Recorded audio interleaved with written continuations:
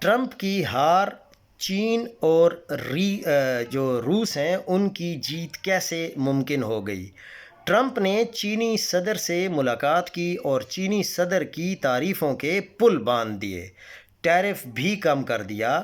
اربوں ڈالر کا سویابین جو امریکہ میں پڑا سڑ رہا تھا، چین کی منتیں کر کے اسے سویابین امپورٹ پر آمادہ کیا۔ ترلے کر کے ریئر ارتھ منرل کی چین سے ایکسپورٹ دوبارہ شروع کروائی۔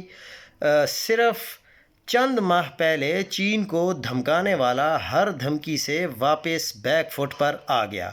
دوسری طرف چینی صدر ٹرمپ کی تعریف کے لیے ایک جملہ بھی نہیں بولے۔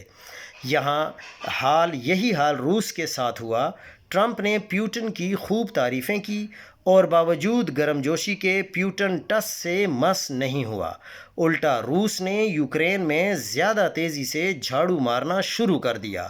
پیوٹن نے ٹرمپ کی تعریف میں ایک لفظ بھی نہیں بولا۔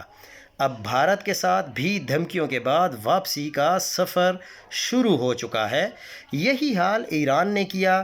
پہلے ایک ایک دن پر دھمکیاں مل رہی تھیں، اب مکمل خاموشی ہے، بلکہ ایران اب امریکہ سے ہرجانہ مانگ رہا ہے۔